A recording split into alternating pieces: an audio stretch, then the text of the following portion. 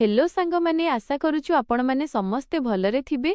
सांग माने मो सहित कथा हेबाकू चाहूथिले मु वीडियो मझिरे मो नंबर देइछि, मो नंबर नै मते कॉल करंतु, पूरा मजा मस्ती रे कथा हेबा।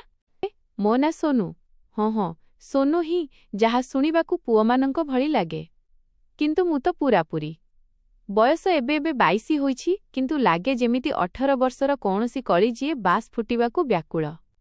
गाल गोलापी, आखि बड़ बड़, ओठेमिति जेमिति केही चेरी रसकीरे लगेई देइछि। आउ हाँ, मो कमिजर सबुबेले गोटिए बटम ढिला रहे। रे बिल्कुल रे। एबे आपण ही कुहंतु, जेतेबेले निश्वास प्रश्वास तेज चले सेतेबेले बटम मध्य तो टिके आजाद हेबाकू चाहंती ना। मु सेही दिन कथा कहूची जेतेबेले मु प्रथम थर डाक्तर बाबूंको क्लिनिक भितरकू पसिली। ना कोनोसी वर्षा हेउ नथिला कि बिजुली कटी नथिला। बास मु सकाळू सकाळू गाधोईकी बाहारी थिली। बाळ एबे भी ओदा थिला, आउ मोर बाला सालवार सूट शरीर रे चिपकी जाउथिला। मम्मी कहिले, सोनू झियो तो कमर रे अजब प्रकारर कुंडेई हेउची ना, चाल डाक्तर विक्रम सिंह पाखकू। से बहुत भल। गाँर सबु बड़ बड़ुआ तांकरी पाखकू जाआंती। मु मुह फुलेइली, किंतु मने मने खुशी थिली।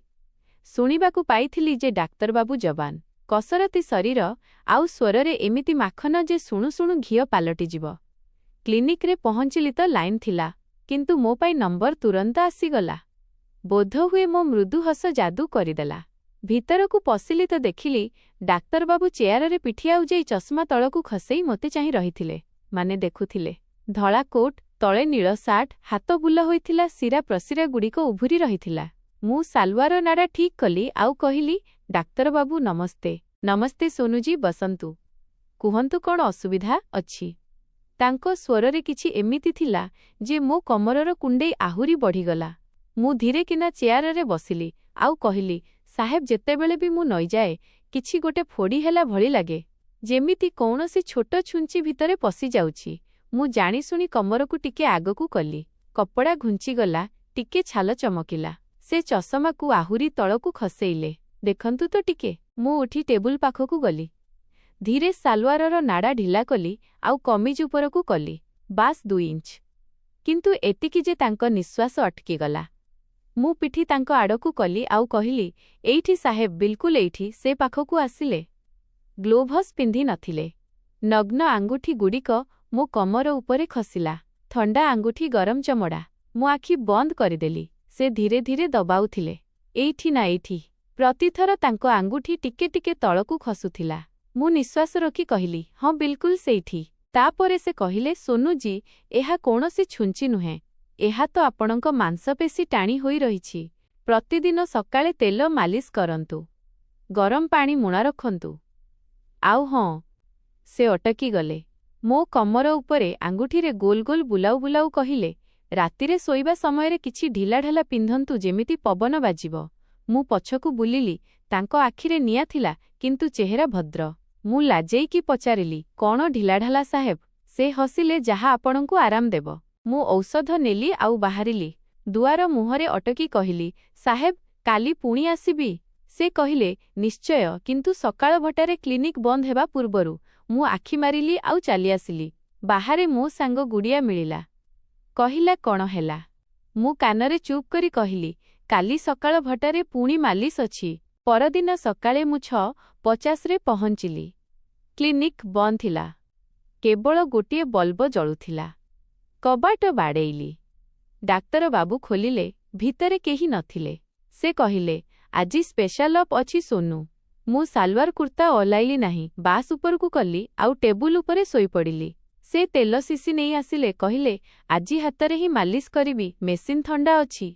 मु मुह तकियारे चापिली, आउ कहिली, जेते दबाइबा कथा दबांतु साहेब। तेल गरम थिला, तांको पापुली आहुरी गरम।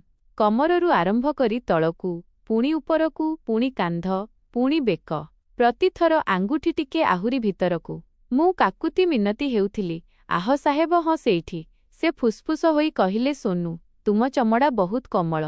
मु पछकू बुली देखिली। तांको कोट खोला थिला, शर्टर बटम खोला। मु हाथ बढ़ेई तांको छाती उपरे रखिदेली। से अटकी गले। मु धीरे किना कहिली, साहेब, आपणक मांसपेशी भी टाणी हेला भଳି लागुछि। से हसिले। मो कानरे कहिले, बोध हुए मोते भी मालिश दरकार। ତାପରେ ସେ ମୋ ଉପରକୁ ଢଳି ପଡ଼ିଲେ। ଗରମ ନିଶ୍ୱାସ, ଓଠ ପାଖକୁ ପାଖ। ଆଉ ଠିକ୍ ସେତିକିବେଳେ ହଠାତ୍ କ୍ଲିନିକର ଫୋନ୍ ବାଜିଲା। ଘଣ୍ଟି ଏତେ ଜୋରରେ ଯେ ଆମେ ଦୁହେଁ ଡେଇଁ ପଡ଼ିଲୁ। ସେ ଉଠି ଫୋନ୍ ଉଠାଇଲେ। ହ୍ୟାଲୋ। ହଁ ମା। ହଁ ଆସୁଛି। ବାସ୍ 10 ମିନିଟ୍। ଫୋନ୍ ରଖିଲେ। ସର୍ଟ ବଟମ୍ ବନ୍ଦ କଲେ। କହିଲେ ସୋନୁ ମା ଡାକିଛନ୍ତି। ଗାଁରେ ହୋମ୍ ଅଛି। ମୁଁ ପୋଷାକ ଠିକ୍ କଲି ଆଉ ହସି କହିଲି ସାହେବ ପରବର୍ତ୍ତୀ ମାଲିସ କେବେ? ସେ କହିଲେ କାଲି ନୁହେଁ ପଅରିଦିନ। ଆଉ ହଁ ଆରଥରକୁ କିଛି ଅଲଗା ଉପାୟ ଆପଣେଇବା। ମୁଁ ଘରକୁ ଆସିଲି। ମମି ପଚାରିଲେ କ'ଣ ହେଲା ଝିଅ? ମୁଁ କହିଲି ମମି ଡାକ୍ତରବାବୁ କହିଛନ୍ତି ଏବେ ପ୍ରତିଦିନ ସକାଳେ ତେଲ ମାଲିସ କରିବାକୁ ହେବ। ଘରଲୋକେ ଖୁସି। ବାହା କେତେ ଭଲ ଡାକ୍ତର। ତୃତୀୟ ଦିନ ମୁଁ ପୁଣି ଗଲି। ଏଥର କ୍ଲିନିକରେ ଏକ ନୂଆ ମେସିନ୍ ଥିଲା, ଭାଇବ୍ରେଟର ବାଲା। ସେ କହିଲେ ସୋନୁ ଏହା ଜାପାନରୁ ମଗାଇଛି, ତୁମ କମରକୁ ଏକଦମ ଢିଲା କରିଦେବ। ମୁଁ ଶୋଇଲି, ମେସିନ୍ ଚାଲିଲା। କମ୍ପନ ଏତେ ଯେ ମୋ ନିଶ୍ୱାସ ଉଛୁଳିବାକୁ ଲାଗିଲା। ସେ ମୋ ପାଖରେ ବସିକୁ ନିତମ୍ବ ଉପରେ ବୁଲାଉଥିଲେ। ମୁଁ ଆଖି ବନ୍ଦ କରି କାକୁତି ହେଉଥିଲି। ସାହେବ ଆହୁରି ଜୋରରେ। ସେ କହିଲେ ସୋନୁ ଏବେ ତୁମକୁ କିଛି କରିବାକୁ ହେବ। ମୋ କମର ବି ବିନ୍ଧୁଛି। ମୁଁ ଉଠି ମେସିନ୍ ତାଙ୍କ ହାତରୁ ନେଲି ଆଉ ତାଙ୍କ କମର ଉପରେ ରଖିଦେଲି। ସେ କହିଲେ ଆହ ସୋନୁ ତୁମ ହାତରେ ଯାଦୁ ଅଛି। ତାପରେ ଆମେ ଦୁହେଁ ହସି ପକାଇଲୁ। ସେ କହିଲେ ସୋନୁ ତୁମ ଅସୁବିଧା ତ ଦୂର ହୋଇଗଲା, କିନ୍ତୁ ଏବେ ମୋର ଆରମ୍ଭ ହୋଇଗଲା। ମୁଁ ଲାଜେଇ କହିଲି ସାହେବ ମୁଁ ପ୍ରତିଦିନ ଆସିବି, ଆପଣଙ୍କର ବି ମାଲିସ କରିବି। ସେ କହିଲେ କିନ୍ତୁ କ୍ଲିନିକରେ ନୁହେଁ, ମୋ ଘରେ। ମା ବାପା ଗାଁକୁ ଯାଇଛନ୍ତି 15 ଦିନ ପାଇଁ। ମୁଁ ଘରକୁ ଆସି ଗୁଡ଼ିଆକୁ କହିଲି। ସେ କହିଲା ସୋନୁ ତୁ ପାଗଳି, ସେ ତତେ। ମୁଁ ହସି କହିଲି ଚୁପ୍ କର, କିଛି ହେବନି। ବାସ୍ ମାଲିସ। କିନ୍ତୁ ମନରେ କିଛି ଅଲଗା ହିଁ ଚାଲିଥିଲା। ପରଦିନ ମୁଁ ତାଙ୍କ ଘରେ ପହଞ୍ଚିଲି। ଘର ବଡ଼ ଥିଲା କିନ୍ତୁ ଖାଲି। ସେ କହିଲେ ସୋନୁ ଆଜି ପୁରା ଶରୀରର ମାଲିସ ହେବ। ମୁଁ ସାଲୱାର କୁର୍ତ୍ତା ଓହ୍ଲାଇ ଦେଲି, କେବଳ ବ୍ରା ଏବଂରେ ଶୋଇଲି। ସେ ତେଲ ନେଇ ଆସିଲେ। ମୋ କାନ୍ଧରୁ ଆରମ୍ଭ କରି ଗୋଡ଼ ଯାଏଁ ସବୁଠି ଆଙ୍ଗୁଠି ରହୁଥିଲା, ଦବାଉଥିଲା, ଖସୁଥିଲା।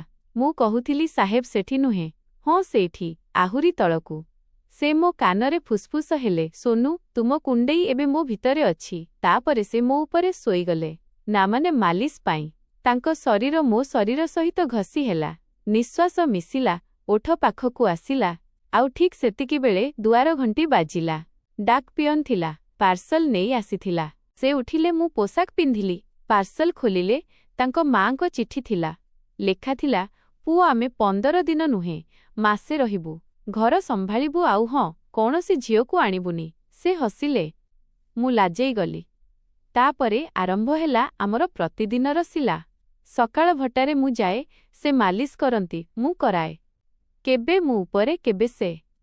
କେବେ ତେଲ, କେବେ କ୍ରିମ୍, କେବେ ବେଡ୍ ଉପରେ, କେବେ ସୋଫାରେ। କିନ୍ତୁ ପ୍ରତିଥର କିଛି ନା କିଛି ବାଧା ଆସେ। ଫୋନ୍, ଘଣ୍ଟି, ପଡ଼ୋଶୀ, କୁକୁର। ଆମେ ପାଖକୁ ଆସୁ ଆଉ ଦୂରେଇ ଯାଉ। ମନ ଭାବୁଥିଲା ଆଜି ତ ନିଶ୍ଚିତ। କିନ୍ତୁ ହୁଏ କିଛି ନାହିଁ। ବାସ୍ ନିଶ୍ୱାସ ତେଜ, ଶରୀର ଗରମ, ଆଖି ଲାଲ। ଦିନେ ସେ କହିଲେ ସୋନୁ ଆଜି କିଛି ଅଲଗା କରିବା। ମୁଁ ପଚାରିଲି କ'ଣ? ସେ କହିଲେ ଆଜି ତୁମେ ଡାକ୍ତର ହୁଅ, ମୁଁ ରୋଗୀ। ମୁଁ ହସିଲି, ତାଙ୍କ କୋଟ୍ ପିନ୍ଧିଲି, ଷ୍ଟେଥୋସ୍କୋପ୍ ଲଗାଇଲି। ସେ ଶୋଇଲେ, ସାର୍ଟ ଖୋଲିଲେ। ମୁଁ ତାଙ୍କ ଛାତିରେ ହାତ ମାରିଲି। ସାହେବ ଏଇଠି ଧକ୍ ତେଜ ଅଛି। ସେ କହିଲେ ଚିକିତ୍ସା କର। ମୁଁ ଓଠ ତାଙ୍କ ଛାତିରେ ରଖିଲି, ମାନେ ନିଶ୍ୱାସ ଶୁଣିବା ପାଇଁ। ସେ କାକୁତି ହେଉଥିଲେ। ହାତ ମୋ କମରରେ। ମୁଁ ତାଙ୍କ ପ୍ୟାଣ୍ଟର ବେଲ୍ଟ ଖୋଲିଲି, ମାନେ ପଲ୍ସ ଚେକ୍ କରିବା ପାଇଁ।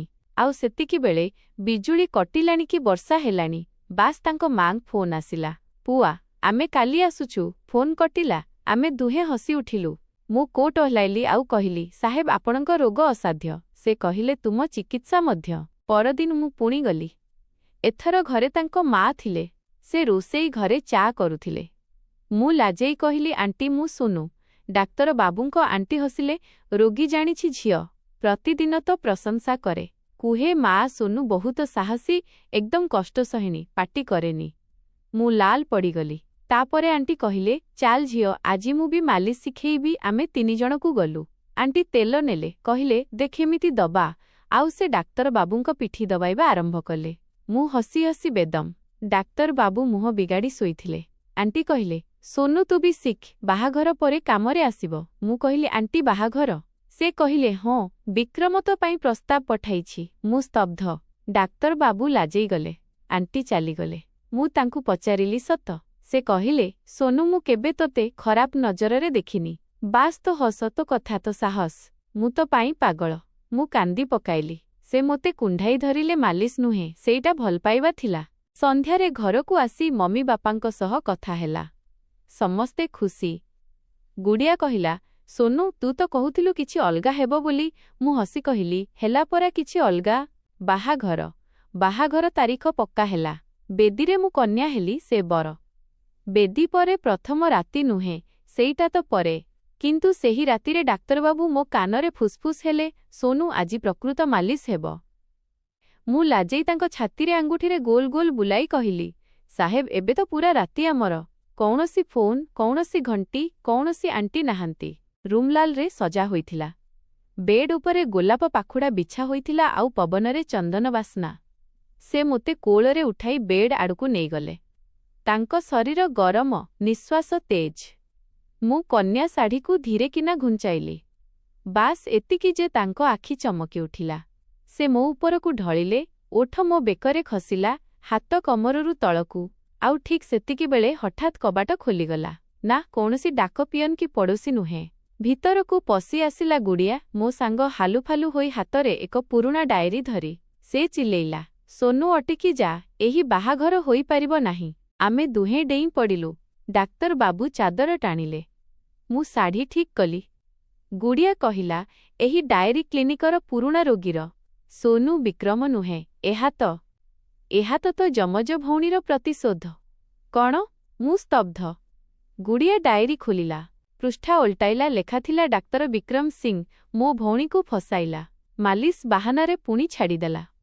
ସେ ଗର୍ଭବତୀ ଥିଲା। ଆତ୍ମହତ୍ୟା କରିଦେଲା। ମୁଁ ପ୍ରତିଶୋଧ ନେଲି। ତାର ପ୍ରତିଟି ରୋଗୀକୁ ସେହି ଜାଲରେ ଫସାଇବି। ଡାକ୍ତର ବାବୁଙ୍କ ଚେହେରା ଧଳା ପଡ଼ିଗଲା। ସେ କହିଲେ, ନା ସେଇଟା ମିଛ, କିନ୍ତୁ ତାଙ୍କ ଆଖି ଇଆଡ଼େ ସିଆଡ଼େ ହେଉଥିଲା। ଗୁଡ଼ିଆ ଫୋନ୍ ବାହାର କରି ଏକ ପୁରୁଣା ଖବରକାଗଜ କଟିଂ ଦେଖାଇଲା। 3 ବର୍ଷ ପୁରୁଣା ଗାଁର ଝିଅର ସୁସାଇଡ୍, ଡାକ୍ତରଙ୍କ ଉପରେ ସନ୍ଦେହ। ତାପରେ ଗୁଡ଼ିଆ ମୋ ଆଡ଼କୁ ବୁଲିଲା, ଲୁହଭରା ଆଖି, ସୋନୁ ମୁଁ ସେହି ଭଉଣୀ, ତୋ ଯମଜ। ମମି ବାପା ତୋତେ କହିନାହାନ୍ତି। ଜନ୍ମ ସମୟରେ ଅଲଗା କରିଦିଆଯାଇଥିଲା। ମୁଁ ତୋତେ ଖୋଜିଲି, କ୍ଲିନିକ୍ ପଠାଇଲି ଯେମିତି ତୁ ତାକୁ ଫସେଇବୁ, ଯେମିତି ସେ ମୋ ଭଉଣୀକୁ ଫସେଇଥିଲା। କିନ୍ତୁ ମୁଁ ଭଲ ପାଇବାରେ ପଡ଼ିଗଲି। ଏହା ପ୍ରତିଶୋଧ ନୁହେଁ, ମୋର ଭୁଲ ଥିଲା। ଡାକ୍ତର ବାବୁ ଧାଇଁବାକୁ ଲାଗିଲେ କିନ୍ତୁ ବାହାରେ ପୋଲିସ ଥିଲା। ଗୁଡ଼ିଆ ଆଗରୁ ହିଁ କଲ୍ କରିଦେଇଥିଲା। ମୁଁ କାନ୍ଦି ପକାଇଲି। ତଳେ ପଡ଼ିଯିବାରୁ ଶାଢ଼ୀ ଚିରିଗଲା। ବାହାଘର ଭାଙ୍ଗିଗଲା। କ୍ଲିନିକ୍ ସିଲ୍ ହେଲା। ବିକ୍ରମ ଜେଲ୍ ଗଲା। ଆଉ ମୁଁ ଗୁଡ଼ିଆ ସହିତ ଘରକୁ ଫେରିଲି। ଏବେ ଆମେ ଦୁହେଁ ସାଙ୍ଗ ନୁହେଁ, ଭଉଣୀ। କୁଣ୍ଡେଇ ଚାଲିଗଲା, କିନ୍ତୁ ହୃଦୟରେ ଏକ ନୂଆ, ପ୍ରତିଶୋଧର ନୁହେଁ ବରଂ ସଚ୍ଚା ଭଲ ପାଇବାର ଅନୁଭବ ରହିଲା। କେବେ କେବେ ରାତିରେ ଭାବେ, ସେହି ମାଲିସ ଗୁଡ଼ିକ ସ୍ୱପ୍ନ ଥିଲା ନା ପ୍ରତିଶୋଧର ଜାଲ। କିନ୍ତୁ ଏବେ ବାସ୍ ଆମେ ଦୁଇ ଭଉଣୀ ପରସ୍ପରର ମାଲିସ କରୁଛୁ, ତେଲରେ ନୁହେଁ, ଭଲ ପାଇବାରେ।